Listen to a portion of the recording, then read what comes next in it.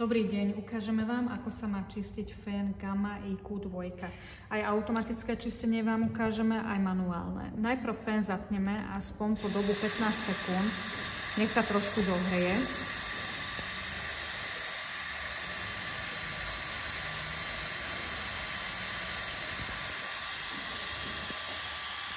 Fén vypneme a dlho stlačíme gombík s označeným Ačko, čo znamená automatické čistenie.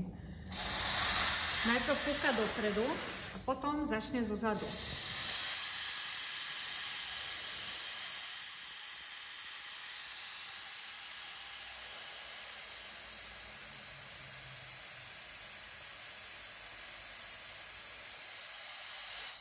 Automatické čistenie samo sa vypne.